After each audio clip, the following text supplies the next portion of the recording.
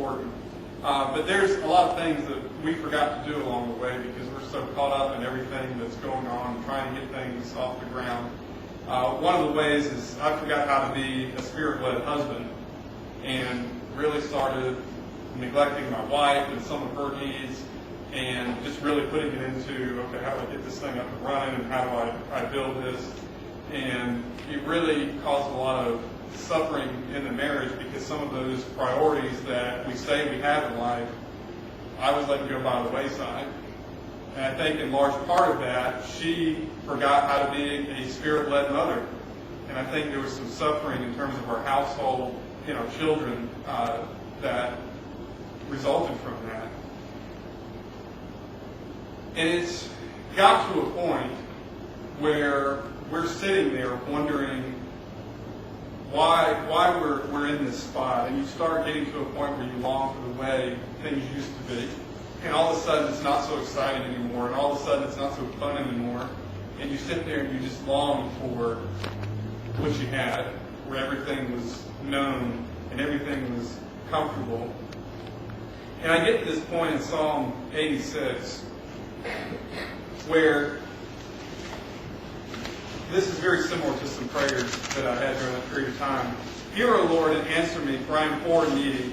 Guard my life, for I am devoted to you. You are my God. Save your servant and trust in you. Have mercy on me, O Lord, for I call to you all day long.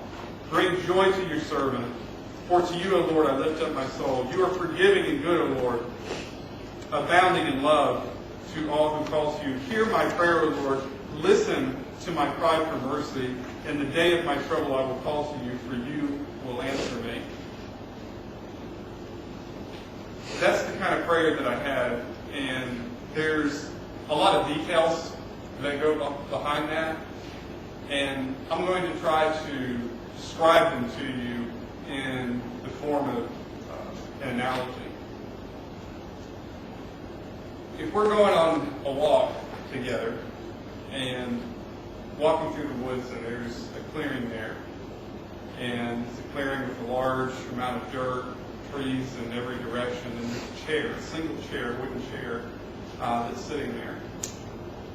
And I'm sitting in that chair and I have a blindfold on.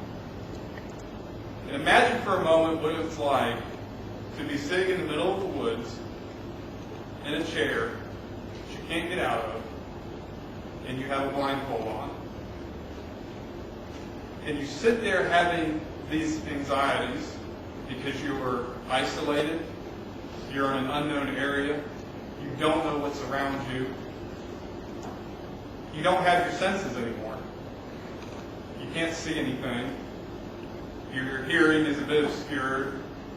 You have a little bit of smell, but that's it. You can't move. And you're just stuck in that place. And while you're there, you start to feel heat on your legs. And it starts to build. And you begin to be uncomfortable.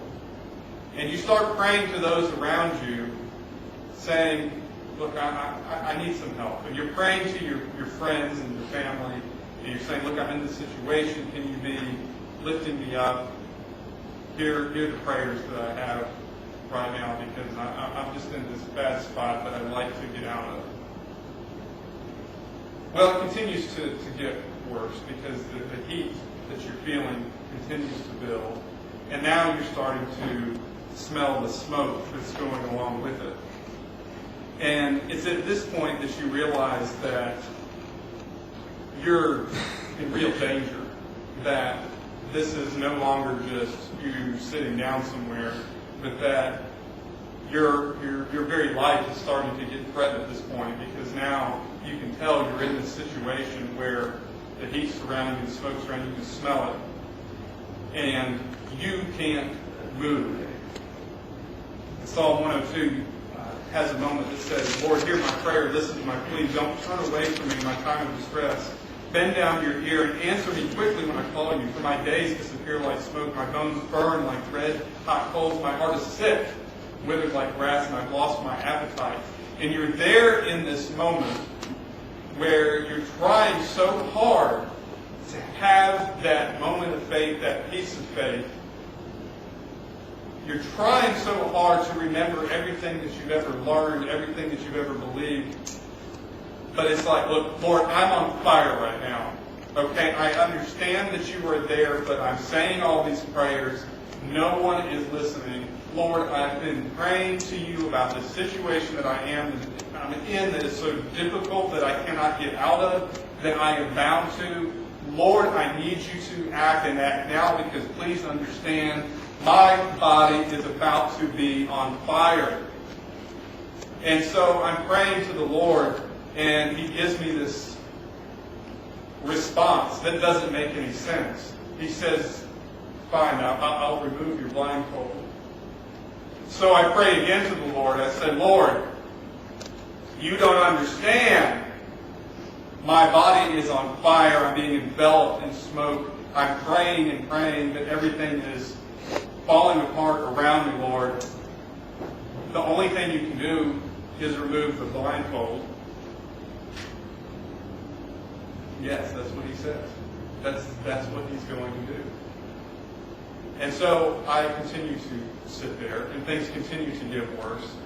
And I am just having this crisis of faith at this moment, trying to understand what the Lord is trying to teach me in this situation while I am down and out.